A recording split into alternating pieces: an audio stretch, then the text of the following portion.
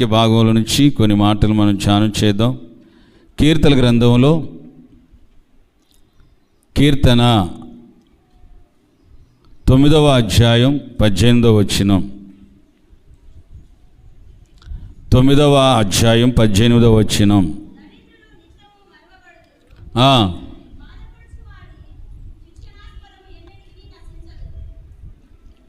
ఇంకొకళ్ళు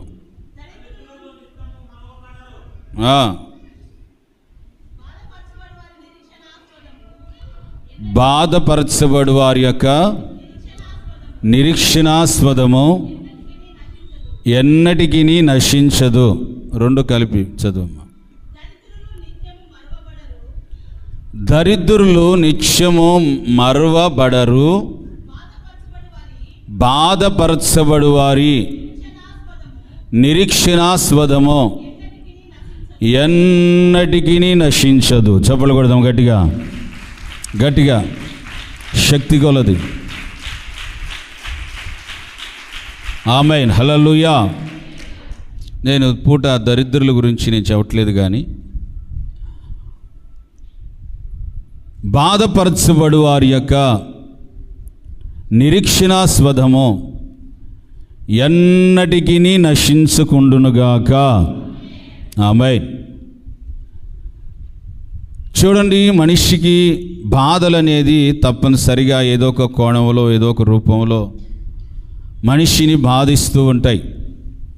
కొన్ని పరిస్థితుల ద్వారా, కొన్ని పనుల ద్వారా, కొన్ని మాటల ద్వారా, కొన్ని మనం చేసుకుంటున్నటువంటి వాటి ద్వారా, కొన్ని మన స్వయంకృత అపరాధాల ద్వారా, కొన్ని ఈ విధంగా చూస్తే మనిషికి ఏదో ఒక దిక్కు నుంచి మనిషి బాధపరచబడుతూ ఉంటారు.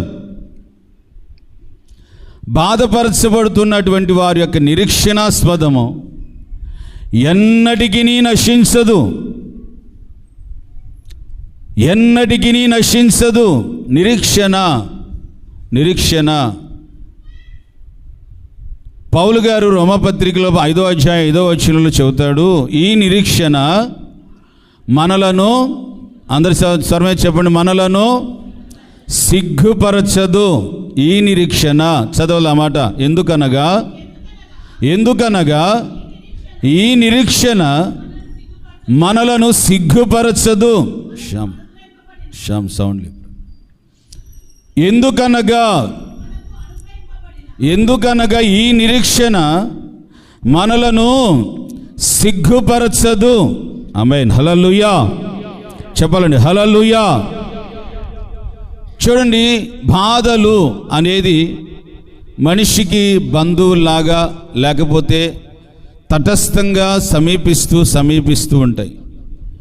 ఈ బాధల్లో మనిషి గట్టెక్కాలని, లేకపోతే ఆ బాధల నుంచి విడిపించబడాలని, ఆ బాధలకు కారణమైన సమస్యలు ఏమిటో వాటి నుంచి విడుదల పొందాలని మనిషికి ఏదో ఒక ఎక్కడో కొంచెం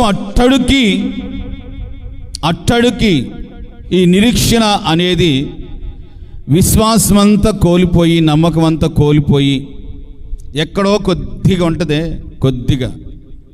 కొద్దిగా నమ్మకం, కొద్దిగా విశ్వాసం అవ్వచ్చు, బ్రతకొచ్చు, జీవించవచ్చు, బ్రతకొచ్చు అన్న కొంచెం ఎక్కడో ఉంటుంది.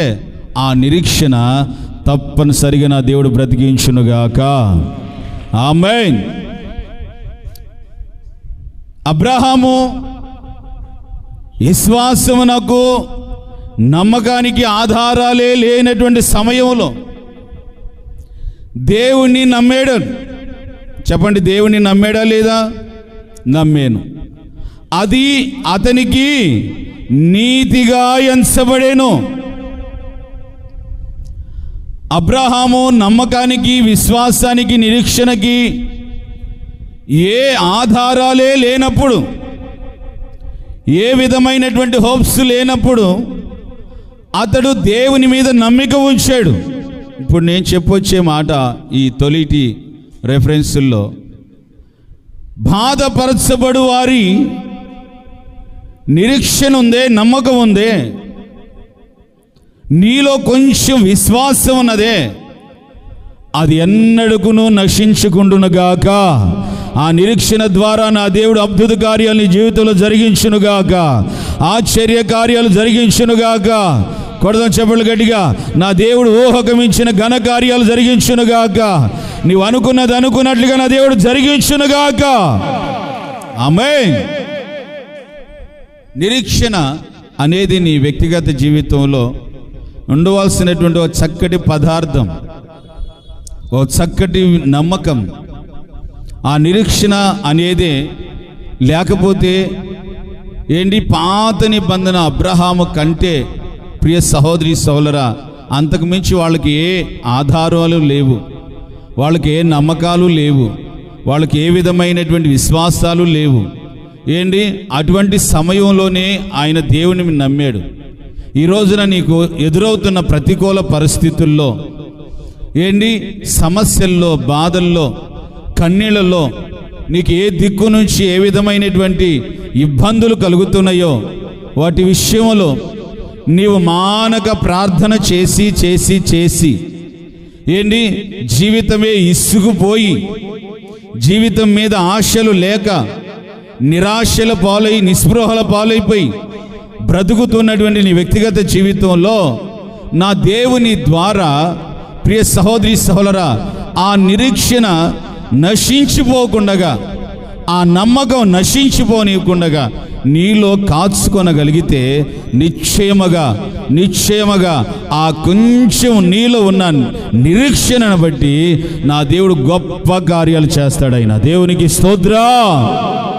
భూమిని మొదట దేవుడిని యోగ్యముగాను అర్హముగాను చేసాడట. ఆ తర్వాత సాతాను ప్లాన్ ఏంటంటే, నీవు సృజించిన మనిషిని, నీవు సృష్టిస్తున్న ఈ సృష్టిని సర్వనాశనం చేస్తాను, నేను పాడు చేసేస్తాను, నీ ప్లాన్లన్నీ నేను అడ్డగించి పాడు చేసేస్తాను, నేను సమస్తమును నా స్వాధీనం చేసుకుంటాను అని సాతాను దేవుడు భూమిని యోగ్యముగాను అర్హముగాను చేస్తేనో ప్రియ సహోదరి సోదరా ఈ భూమిని మరలా శూన్యముగా నిరాకారముగా దేని సాతాను మార్చివేశాడు. దీనిలో దేవుని ఆత్మ అల్లాడుచు వచ్చాడు. మరలా ఆకాశం నుంచి దిగి వచ్చి, అయ్యో నేను ఒక మనిషిని సృజించాలనుకున్నాను, అయ్యో మానవ జాతి నిర్మించాలనుకున్నాను, నా ఆశలు ఎలాగ నెరవేర్చబడతాయి అని దేవుడు ఎంతగానో పరితపిస్తూ భూగోళం అంతా కూడా ఆయన రెపరెపలాడుతూ పరిశుద్ధాత్మ దేవుడు అల్లాడుచు ఉన్నాడట. భూగోళం అంతటిలో కొంచెం స్థలం దొరికిందంట ఆయన. చెప్పండి ఎంత?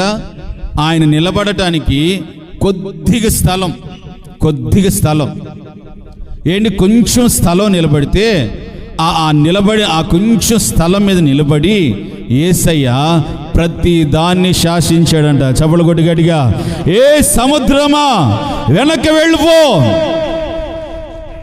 సముద్రానికి ఏంటి హద్దులు వేశాడు, నదులను ఏర్పాటు చేశాడు, అనేకమైనటువంటి ఆకాశములో ఏంటి జ్యోతులను నిర్మించాడు.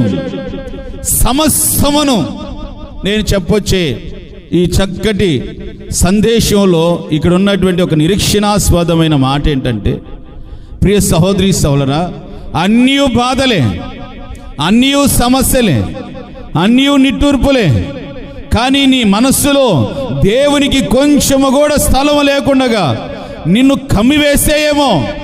కొంచెం ఎక్కడో నిరీక్షణాస్పదముగా కొద్దిగా నీలో దేవునికి కార్యం జరిగేటట్లుగా కొంచెము దేవునికి స్థలం ఇవ్వగలిగితే ఈ బాధలు, నిట్టూర్పులు, ఈ ఆవేదనలు, ఈ రోగములన్నిటిని కూడా యేసు క్రీస్తు నామములో తొలగించి వేయునుగాక.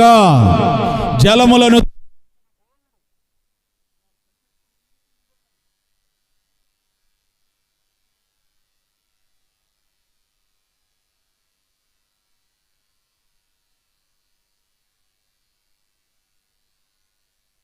వారి యొక్క నిరీక్షణాస్పదము ఎన్నడూ కూడా నశించకుండగా నీ హృదయ అంతరంగములో దేవునికై, దేవుని కోసం.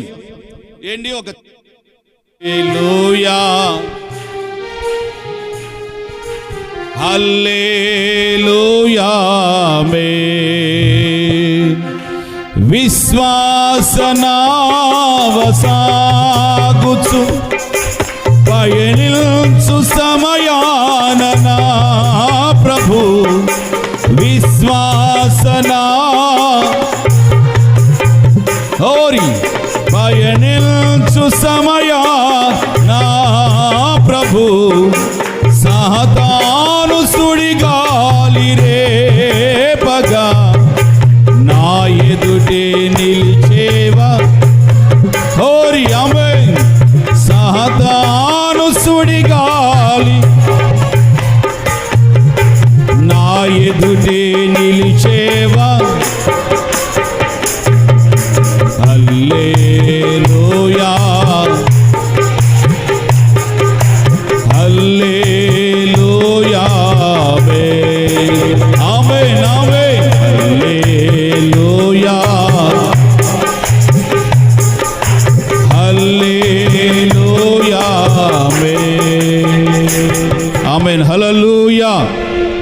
చదవండి గట్టిగా, హల్లెలూయా. నిరీక్షణం, విశ్వాసం, నమ్మకం నీలో కలిగిన ఎడల సమస్తమును దేవుడు శాసిస్తాడు. కొంచెం సేపు నమ్మకం, కొంచెం సేపు అవిశ్వాసం, కొంచెం సేపు నిరీక్షణ, మరి కొంచెం సేపు అనమ్మకం మధ్య నువ్వు కొనసాగేవనుకో, దేవుడు ఏ కార్యాలు నీ జీవితంలో చేయడు. ఏ విధమైనటువంటి ఆ బాధలలో నిన్ను బ్రతికించలేడు. వాక్యం కూడా ఉంది. ఆయన వాక్యము మనలను మన బాధలలో నుండి ఆయన బ్రతికింపజేస్తాడు అని. దేవుని వాక్యం మీద దేవుని అచంచలమైన విశ్వాసం ఏంటి, దేవుడు చూపిన ఆజ్ఞల మీద నీలో ఒక పట్టుదల, నిరీక్షణ నీలో ఎప్పుడైతే కలిగి ఉంటుందో అప్పుడు దేవుని కార్యాలను తప్పక, దేవుని మహిమను తప్పక కన్నులారా చూచుదోగాక. చెప్పలు కూడా గట్టిగా గట్టిగా గట్టిగా, కన్నులారను చూచుదోగాక. పేరు విశ్వాసివి, పేరు విశ్వాసివి. పేరు కొంతమంది ఏంటి లేడీస్ జెంట్స్ పేరు పెట్టుకుంటూ ఉంటారు, నిరీక్షణ అని, నిరీక్షణ రావని, నిరీక్షణ రావని పెట్టుకుంటారు. ఏంటి వాళ్ళలో ఏ కోశాన కూడా నిరీక్షణాస్పదమైన నమ్మకం కనిపించదు. బాధపరచువాడు వారి యొక్క నిరీక్షణాస్పదము ఎన్నటికీ కూడా నశించుకుంటునుగాక. ఆ బాధలలో ఈ నిరీక్షణాస్పదమైన దేవుని మీద నమ్మకం నేను తప్పక నా దేవుడు బ్రతికించునుగాక, ఆయన అద్భుత కార్యాలు జరిగించునుగాక. 10వ అధ్యాయంలో 14వ వచనం ఒక మాట చదువుతారు, లింక్ వర్డ్. 10వ అధ్యాయం 14వ వచనం, దీనిని నీవు చూసి ఉన్నావు కదా. 10వ అధ్యాయం 14వ వచనం.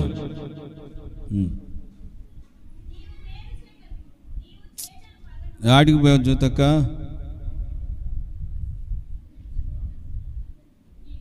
సుధాన్న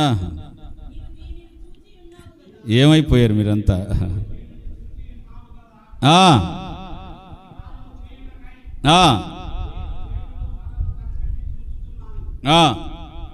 ఇంకొకళ్ళు ఇది నిరాధారులు తమను నీకు అప్పగించుకుంటారు. తండ్రి లేని వారికి నీవే సహాయుడివై ఉన్నావు. చాలు. నిరాధారులు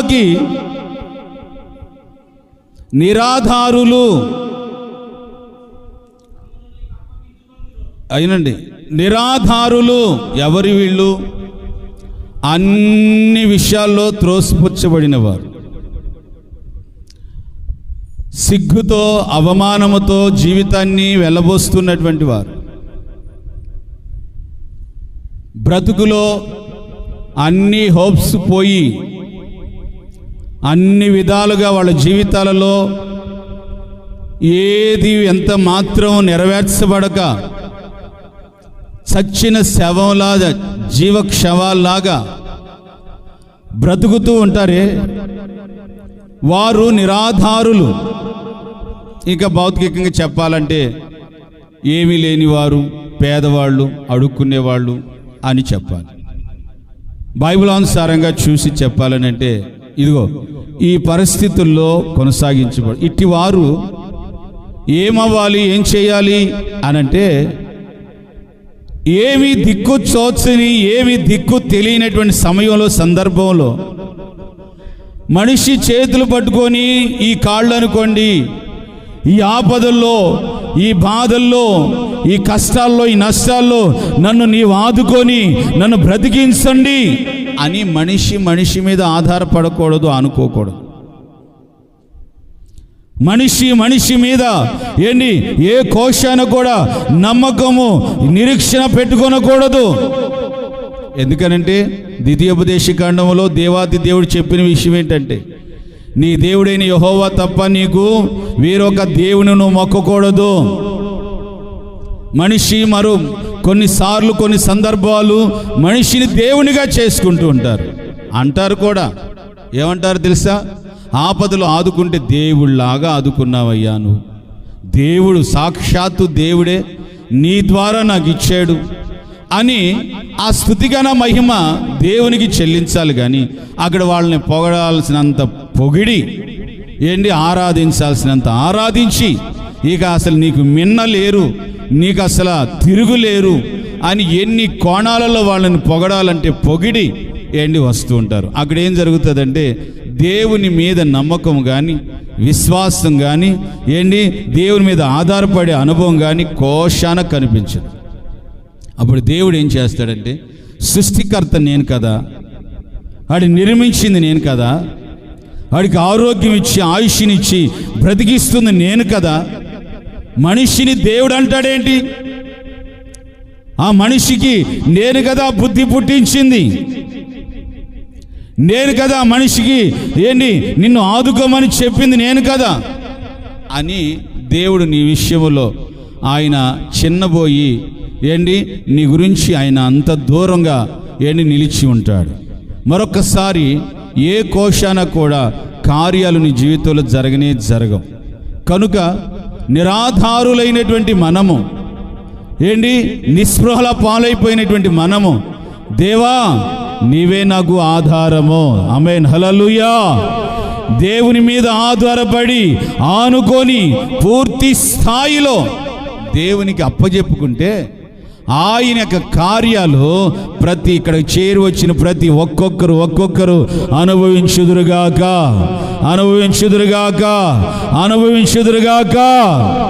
నువ్వే కోశంలో, ఏ కోణంలో కోరుకుంటున్నావు? ఆరోగ్యం కోరుకుంటున్నావా? ఆశీర్వాదాలు కోరుకుంటున్నావా? ఇల్లు కట్టబడాలని కోరుకుంటున్నావా? నీ జీవితంలో ఆత్మీయంగా బలపడాలని కోరుకుంటున్నావా? పరిశుద్ధాత్మతో నింపబడాలని కోరుకుంటున్నావా? ఏ కోణంలో నువ్వు ఆశపడుతున్నావో ఆ విధానాలలో నా దేవుడు తప్పక నిన్ను ఆశీర్వదించునుగాక. ఆమేన్, హల్లెలూయా. దేవుని మీద ఆధారపడినటువంటి వారి జీవితాల్లో దేవుడు ఆయన చేసేటువంటి చక్కటి కార్యాలు ఎన్నడీ కూడా నశించిపోనివ్వకుండా నీలో ఉన్న నిరీక్షణను, నీలో ఉన్న నమ్మకాన్ని నా దేవుడు ఘనపరిచి మహిమపరచునుగాక. మొదటిగా చదువుతారు కీర్తన గ్రంథం 11వ అధ్యాయం 5వ వచనం. తడబడకుండగా కరెక్ట్గా అది అవునా కాదా అని చూసుకొని చదువుకోను. యెహోవా నీతిమంతులను పరిశీలించును. దీనికి ముందు లూకాసు వార్త 18వ అధ్యాయం, లూకాసు వార్త 18వ అధ్యాయం 5వ వచనం చదువుతారు. లూకాసు వార్త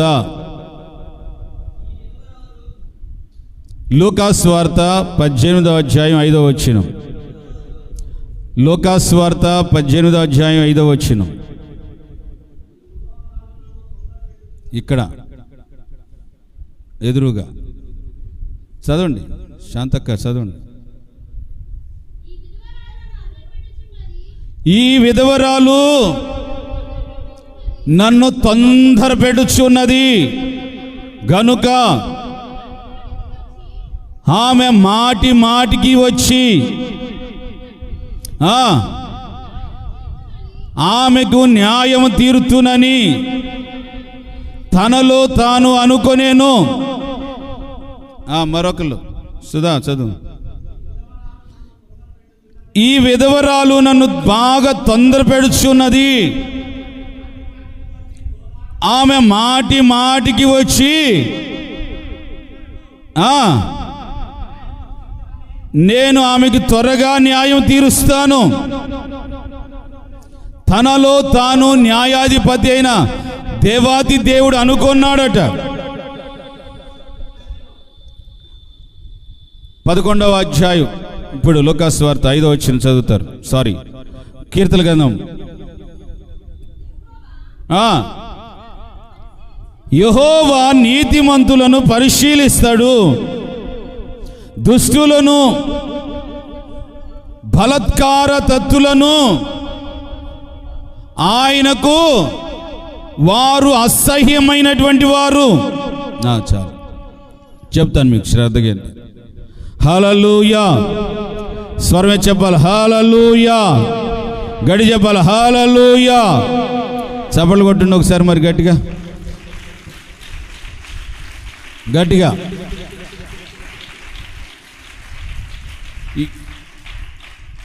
ఇక విధవరాలు వచ్చి నిరాధారురాలు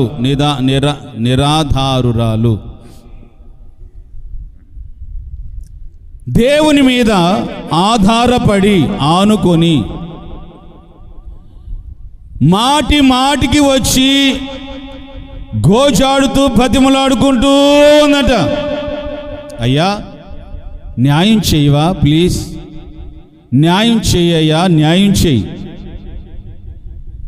నా భర్త చనిపోయాడు, నా భర్త ఇంటి వారు నాకు రావాల్సిన ఆస్తి నాకు ఇప్పించట్లేదు.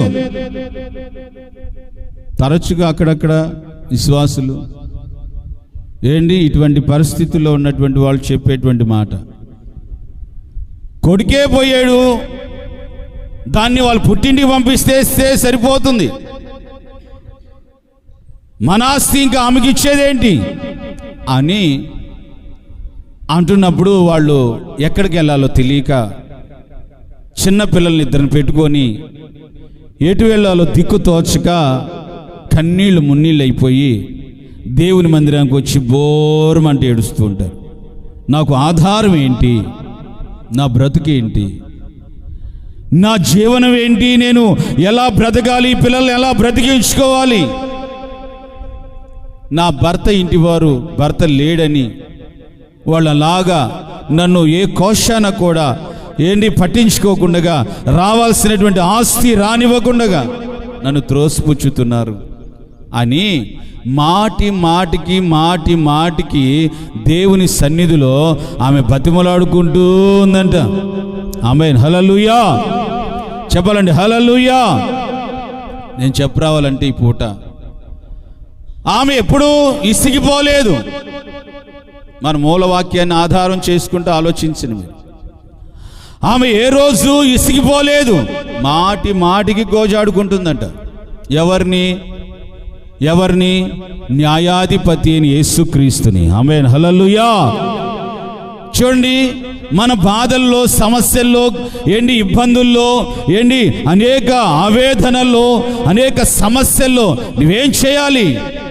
దేవుని పాదాల చేత కూర్చొని ఆ కార్యం జరిగేంత వరకు మాటికి తరచుగా, పొద్దున్న చేసావా అదే అంశం, మధ్యాహ్నం చెయ్యి, మధ్యాహ్నం చేసావా మళ్ళీ సాయంత్రం చెయ్యి, సాయంత్రం చేసే రేపు ఉదయం చెయ్యి. నీలో ఉన్న నిరీక్షణ చచ్చిపోనివ్వగాకు, చావనిగాకు. నీలో ఉన్న నమ్మకం, నీలో ఉన్న విశ్వాసం ఎన్నడను కూడా చావనియొద్దు. తప్పక న్యాయం చేస్తాడు ఆయన, తప్పక నా జీవితంలో కార్యం చేస్తాడు, తప్పక నా జీవితంలో మేలే చేస్తాడు ఆయన అన్న ఒక నిరీక్షణ, విశ్వాసం నీలో ఉంటే, ప్రియ సహోదరి సోదరా, నీ జీవితంలో ఇప్పటికీ ఎన్ని కార్యాలు అనుభవించేదానివో దేవునికి స్తోత్రా, ఎన్ని కార్యాలు అనుభవించేవాడవో.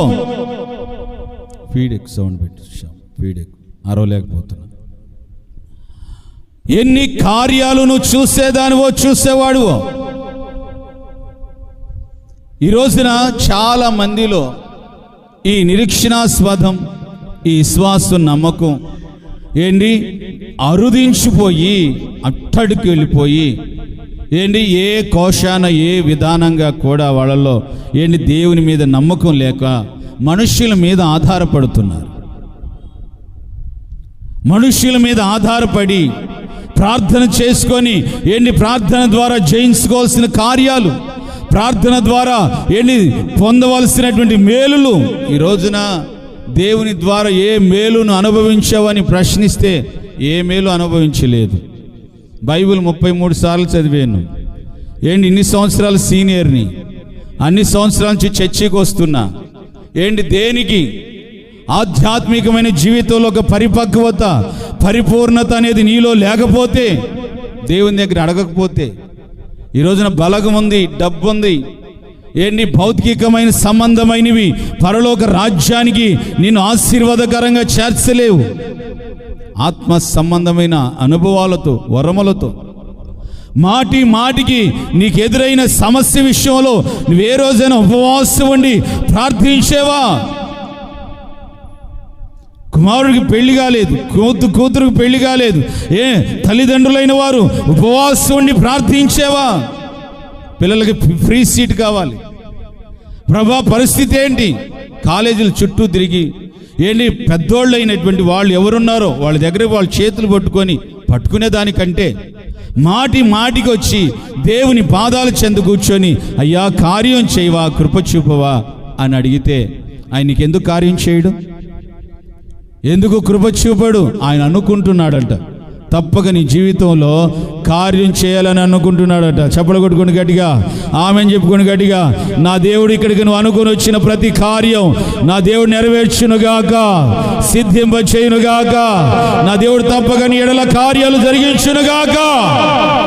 ఆమేన్. నీలో ఆ విశ్వాసం, ఆ నమ్మకం అనేది నీలో ఉండాలి.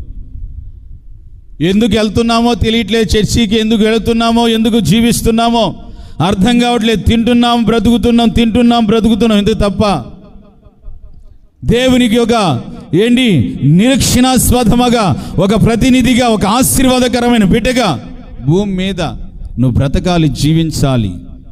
లేకుండా నీలో నీవే అనమ్మకంతో, అవిశ్వాసముతో దేవుని యొక్క వాక్యం ఏం చెబుతుంటే ఆ వాక్యానుసారంగా నడుచుకోనక నీ సొంత ఆలోచనలతో, సొంత నిర్ణయాలతో, వాక్యము కాని దానితో, వాక్యము లేనిటువంటి దానితో ఆధారాలు పెట్టుకొని ఆచారాలలో, మూఢ నమ్మకాలలో, మూఢ ఆచారాలలో ఈ రోజున విశ్వాసి అనబడుతున్నటువంటి వారు జీవిస్తున్నారు. దేవుడు నీకు ఎంత దూరమై ఎంత ఎడబాసాడో ఒకసారి ఆలోచించండి. దేవుని కార్యాలు అవునని ఆమెనని రాయబడి ఉన్నాయి. నీ ద్వారా నువ్వు నిజముగా దేవుని విశ్వసించి నిరీక్షిస్తే నీ ద్వారా ఆయన కార్యాలు వెన్నంటే జరిగిస్తాడు. నువ్వు ఊహించుకున్నప్పుడు, నువ్వు ఏదో అనుకున్నప్పుడు వెంటనే జరిగించడానికి ప్రియ సహోదరి సోదరా, అవి ఈ లోక సంబంధమైనటువంటి మనలో భ్రమపడినట్లుగా జరిగేటువంటివి కావు, భ్రమపడినట్లుగా జరిగేటువంటివి కాదు. సాతాను జరిగిస్తాడట. మీకు బాగా వినండి, సాతాను జరిగిస్తాడు. ఏమంటారు తెలుసా?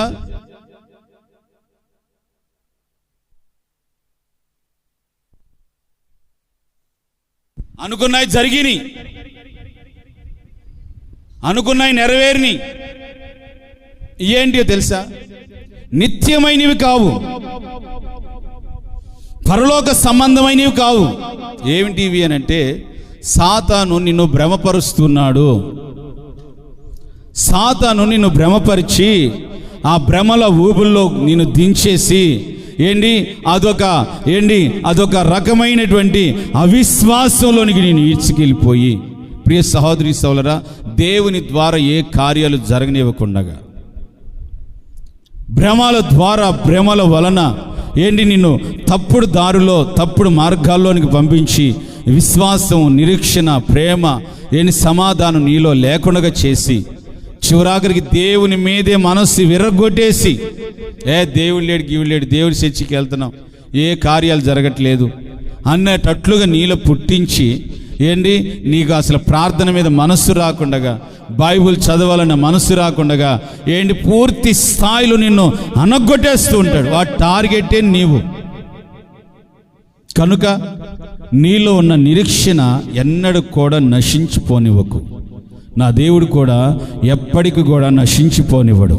నువ్వు మాటి మాటికి విసిగిపోవద్దు. అబ్రహాముకి రమారమి 100 సంవత్సరాల వయసులో సంతానం. అందరూ వచ్చి అంటారు, ఒరే 20 ఏళ్ళు దాటిపోయి, 40 ఏళ్ళు దాటిపోయి, 60 ఏళ్ళు దాటిపోయి, 70 ఏళ్ళు వచ్చాయి, ముసలోడు అయిపోతున్నావు, ఇంకెక్కడ ఊరు పొమ్మంటుంది, కాడి రమ్మంటుంది అని స్టేజ్కి వెళ్ళిపోతున్నావు అంటుంటే అబ్రహాములో ఒక గొప్ప విశ్వాస నమ్మకం ఏంటి తెలుసా? నా దేవుడు నాకు వాగ్దానం చేశాడు, హాగర్ ద్వారా కలిగినటువంటి సంతానం ఇసుక రేణుల వలె, ఇస్సాకు ద్వారా కలిగేటువంటి సంతానం ఆకాశ నక్షత్రాల వలె చేస్తానని చెప్పాడు కనుక చెప్పి నెరవేర్చేంత వరకు నేను చావను. ఆమేన్, హల్లెలూయా. ఆయన చెప్పి నెరవేర్చేంత వరకు నేను చావనను. చావనీయుడు ఆయన, చావనీయుడు. తప్పగా ఆ వాగ్దానాల మీద నాకు నమ్మకం ఉంది, విశ్వాసం ఉంది, నిరీక్షణ ఉంది. నేను తప్పగా నా దేవుని వాగ్దానాలు నేను చూస్తాను. ఈ విధమైన నిరీక్షణ నీలో ఉండాలి. రమారమి మొస్సలైపోయింది షారా. ఆ వయసులో సేవకులు వాళ్ళ ఇంటికి వెళ్ళి ఆ దారిని వెళుతుంటే సేవకుల్ని సాష్టాంగపడి కాళ్ళ ఎద్దపడి మా ఇంటికి రాయ్యా ప్లీజ్ అయ్యా అని బతిమలాడుకొని తీసుకెళ్ళి వాళ్ళ ఇంటికాడ కూర్చోబెట్టుకొని రొట్టెలను ఆ గొర్రె మాంసమును పెట్టి అన్నం పెట్టి, ప్రియ సహోదరి సహోదరా, ఆ ఇంట్లో ఆశీర్వాదం కలిగేటట్లుగా చేసుకున్నారు. నీ రోజున నీ హృదయ కాఠిన్యాన్ని బట్టి దేవుని ఆశీర్వాదాలు చూడలేకపోతున్నావు. నీ హృదయపు కాఠినత్వాన్ని బట్టి దేవుని ఘనకార్యాలు చూడలేకపోతున్నావు. దేవుని యొక్క వాగ్దానాల మీద, ఆయన ఇచ్చిన విశ్వాసం మీద, ఆయన చూపినటువంటి ఈ గొప్ప ఉన్నతమైనటువంటి ఆత్మీయ ఆరాధన మీద, సేవకుని మీద నమ్మకం లేక నీ హృదయం ఫరో హృదయంలా కఠినమైపోయి కార్యాలు చూడలేకపోతున్నావు.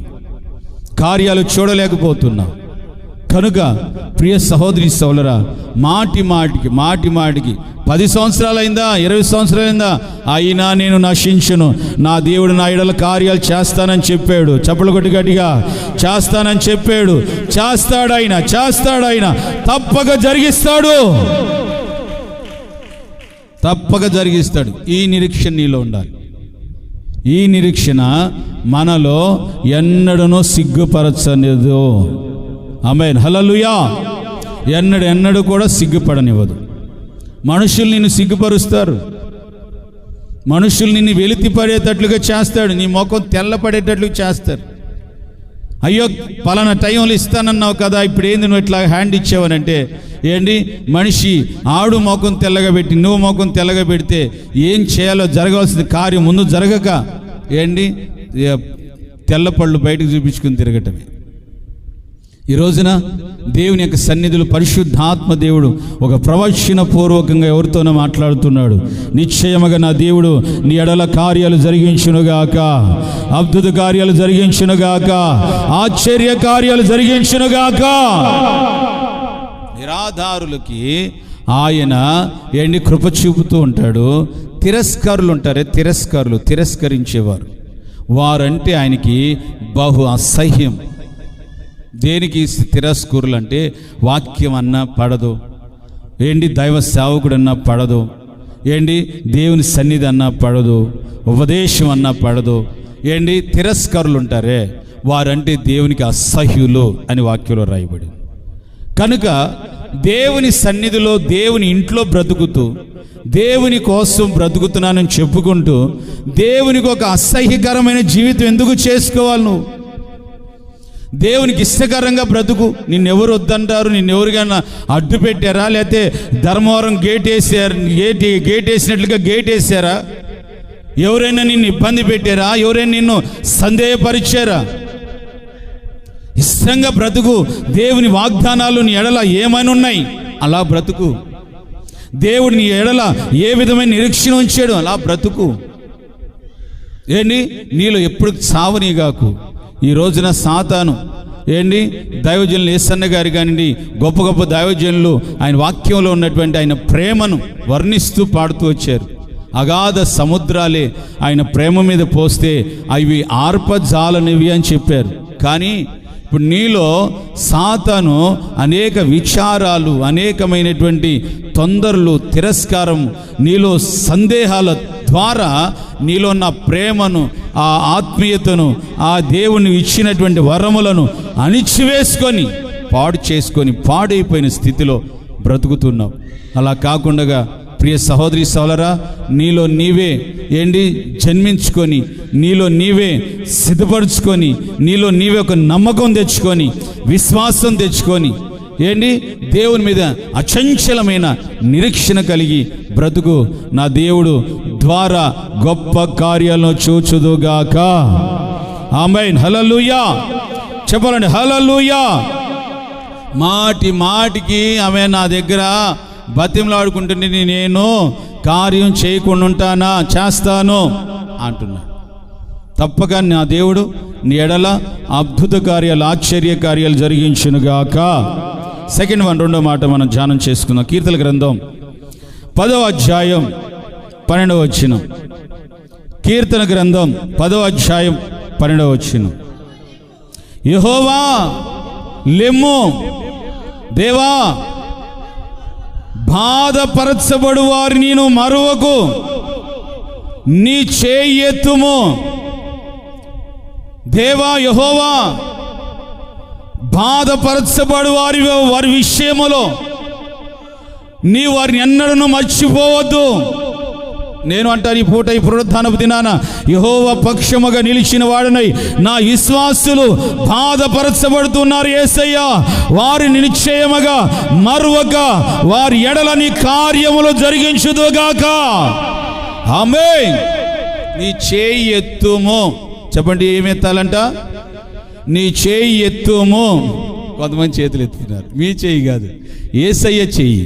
చెప్పండి, ఎవరి చెయ్యి? నీ ఎడల, బాధపరచబడుతున్న వారి ఎడల. యెషయా గ్రంథం 59వ అధ్యాయంలో ఆయన గొప్ప రక్షకుడుగా నీ ఎడల కార్యాలు చేయడానికి సిద్ధంగా ఉన్నాడు. కానీ అక్కడ ఆపుతున్న విషయాలు ఏంటంటే, చదువుతారన్నమాట.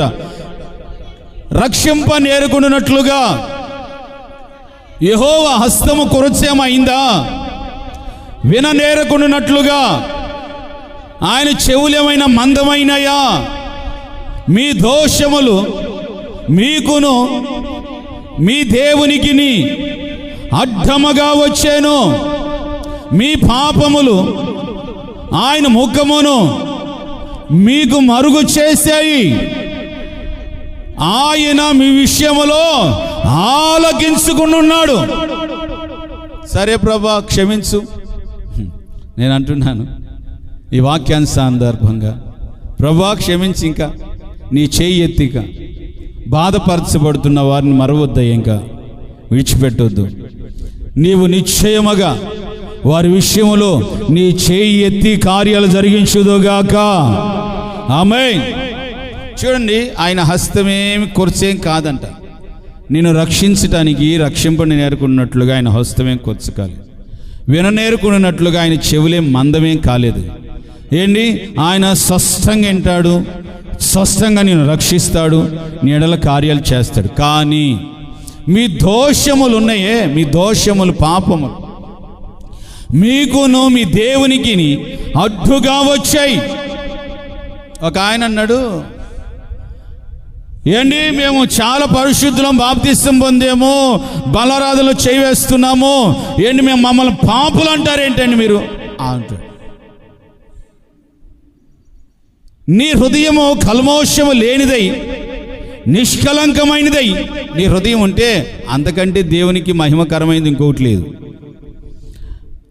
పరిశుద్ధతలో నుండి పరిపూర్ణతలోనికి అతి పరిపూర్ణతకు వెళ్ళిపోతే ఈ భూమి మీద ఎవ్వరు ఉండరు, అందరూ పరలోకానికి వెళ్తారు. అంతవరకు ప్రతి ఒక్కడు కూడా ఏమనాలి ఏమనుకోవాలో తెలుసా? నన్ను విమోచించండి అయ్యా, నాలో నీకు అసహ్యకరమైనవి, నాలో నీకు బాధకరమైనవి, నాలో నీకు ఆయాసకరమైనవి ఏమున్నాయో నన్ను క్షమించండి ప్రభువా, క్షమించండి ప్రభు అని ప్రభు దగ్గర బతిమలాడుకొని, నా విషయమై నేను చాలా బాధల్లో ఉన్నానయ్యా, నేను చాలా ఇబ్బందులు పడుతున్నాను, నేను చాలా కన్నీళ్ళు పాలైపోయాను, ఒకసారి నన్ను జ్ఞాపకం చేసుకోండి, బాగా ప్రార్థన చేస్తున్నాక ఆమె ప్రార్థన ఇంక రెండేదే తెలీదు. లేస్తుంది పనులు చేసుకునేది ప్రార్థన, తింటుంది పనులు చేసుకునే ప్రార్థన, పనులు చేసుకునేది ప్రార్థన. ఇంకా అబద్ధం కానీ నోటి పాపం కానీ అసలు తలంపుల పాపం కానీ ఏమీ లేదు. ఇంకెక్కడుంది బాగేనండి, ఎక్కడుంది అని అంటే ఆమె ఎక్కడ ఏ విధంగా పాపం జరిగించిందో తెలుసా? ఆమెలో నేను పొద్దున్న చేస్తున్నా, మధ్యాహ్నం చేస్తున్నా, సాయంత్రం చేస్తున్నా, అర్ధరాత్రి చేస్తున్నా, ఎన్ని టైం ప్రార్థనలోనే ఉంటున్నా, నాకు మించిన విశ్వాస ఎవ్వడు అన్న ఒక గర్వం పెరిగింది. చూసావా? ఆ గర్వమే గొప్ప పాపం. హల్లెలూయా చెప్పాలండి, హల్లెలూయా. దేవునికిని ఆమెకిని అడ్డుగా ఏముందో తెలుసా? గర్వం ఉంది. చెప్పండి ఏముంది? అందరు స్వరమే చెప్పండి ఏముంది? నేను ఇన్ని గంటల సేపు ప్రార్థన చేస్తాను, నేను ఇలాగ చక్కగా మెసేజ్ చెబుతాను, నేను ఇలాగా అతి పరిశుద్ధురాలని, అతి పరిశుద్ధుడని అన్నీ అనుకుంటావు. చూసావా? నీలో ఆ గర్వమే దేవునికి నిన్ను అడ్డుగా ఉండి దేవుని కార్యాలని ఎడల జరగకుండా చేస్తాయి. ఎప్పటికప్పుడు నేను ఎంతటి వాడనయ్యా, నేను ఏ పాటి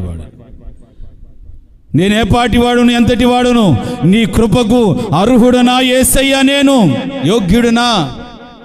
తల్లి గర్భంలో పాపిని, జన్మతః కర్మతః పాపిని ఏదో నీవు రక్షించి అయ్యా నన్ను పరిశుద్ధపరిచేవు గనుక ఈ విధంగా ఒక పరిశుద్ధమైన గుంపులో నన్ను చేర్చేవు. అయినా నా స్వభావాలు మారలేదు, నా క్రియలు మారలేదు, నా పద్ధతులు మారలేదు.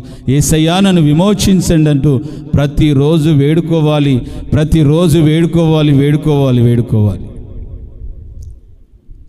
దేవుని యొక్క సన్నిధిలో, సముఖములో బాధపరచబడుతున్న వారి యొక్క నిరీక్షణ స్వాదము ఎన్నడూ కూడా నశించదు.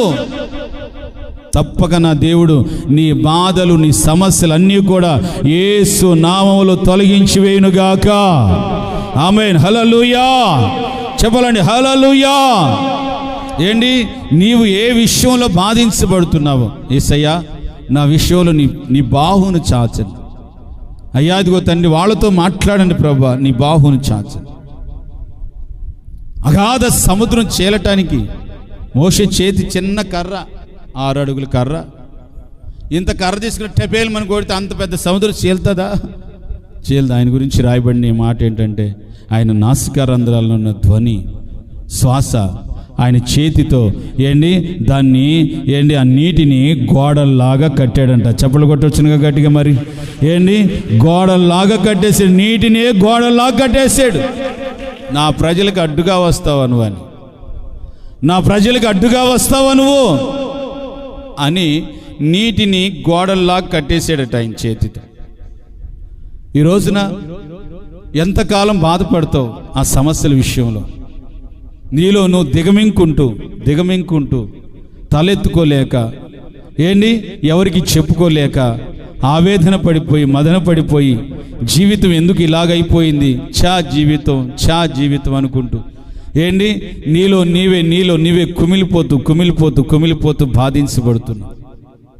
అది కాదు జీవితం, అది కాదు నీ మనుగడ. దేవుని పాదాల చెంత మొరపెట్టి ప్రార్థించే అనుభవం ఉంది. నిజమైన జీవితం అని అంటే దేవుని ద్వారా ఈ బాధపరచబడుతున్నటువంటి అనుభవం నుంచి విడిపించబడే చక్కటి అనుభవాలు ఆ జీవితం ఉంది. నీ జీవితంలో నీ హృదయ కాఠిన్యాన్ని, నీ హృదయంలో ఉన్నటువంటి గర్వాన్ని తొలగించి వేసుకొని, యేసయ్యా నువ్వు తప్పక నన్ను జ్ఞాపకం చేసుకోనండి. దేవునికి స్తోత్రం. మరొకసారి చదువుతారన్నమాట 12వ వచనం. యెహోవాలేమో, దేవా బాధపరచబడుతూ ఉన్నటువంటి వారిని మరవద్దయ్యా, నీ చేయెత్తు. లూకాసు వార్త 8వ అధ్యాయం 24వ వచనం. లూకాసు వార్త 8వ అధ్యాయం 24వ వచనం.